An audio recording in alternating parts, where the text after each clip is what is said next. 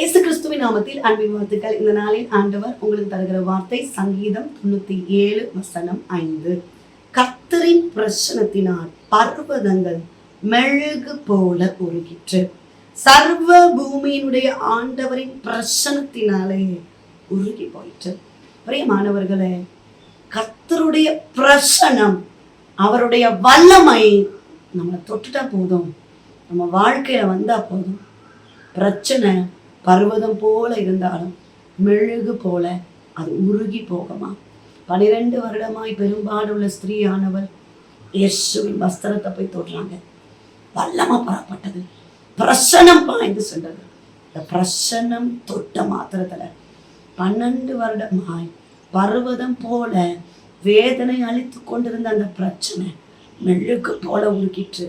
12 வருடமாய் சுமந்திருந்த அந்த பலவீனம், 12 வருடமாய் வேதனையோடு இருந்த அந்த அம்மாவுக்கு ஆண்டவர் சுகத்தை கொடுத்தார்.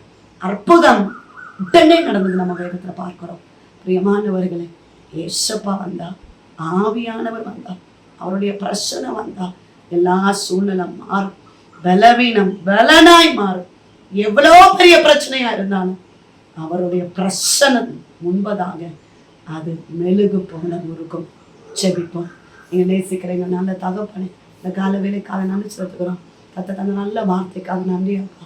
உங்க பிரசனத்துக்காக நாங்கள் ஜெபிக்கிறோம்ப்பா. இந்த கால வேலையில் அடியனோடு இணைந்து ஜெபித்து கொண்டு இருக்கிற தேவ பிள்ளைகளுக்காக ஸ்தோத்திரம். உங்க பிரசனம் வெளிப்படட்டும். கர்த்தருடைய வல்லமை பாய்ந்து செல்லட்டும். பலவீனத்தோடு இருக்கிற அருமையான பிள்ளைகளுக்காக ஜெபிக்கிறோம். எல்லா பலவீன கட்டுகள் இயேசுவின் நாமத்தினால உடைக்கப்படுவதாக. பொல்லாத பலவீனத்தின் வல்லமைகளை நசரேயனாகிய இயேசு கிறிஸ்துவின் நாமத்தினால நிர்மூலமாக்கி ஜெபிக்கிறோம். ஆவியானவர் ஆளுகை செய்வீராக. கடன் பாரத்தோடு இருக்கிறாங்கப்பா, கண்ணீரோடு இருக்கிறாங்கப்பா, வேதனையோடு இருக்கிறாங்கப்பா. ஆண்டவர் அற்புதத்தை செய்வீராக. இந்த பிரச்சனை மாறட்டும், வாசல்கள் திறக்கப்படட்டும். ஆண்டவரே, கற்பத்தின் கனிக்காக காத்திருக்கிற பிள்ளைகளை கத்தரை ஆசீர்வதிங்கப்பா. கற்பிணிகளை ஆசீர்வதிங்கப்பா. திருமணமாக வேண்டிய வாலிப பிள்ளைகளை கத்தரை ஆசீர்வதிப்பீராக. திருமண தடைகளை கத்தர் மாற்றுவீராக. இந்த நாள் முழுவதும் கத்தர் நடத்துவீராக. நல்ல வேலை வாய்ப்புகளை கொடுங்கப்பா. படிக்கிற பிள்ளைகளை கத்தர் ஆசீர்வதிப்பீராக.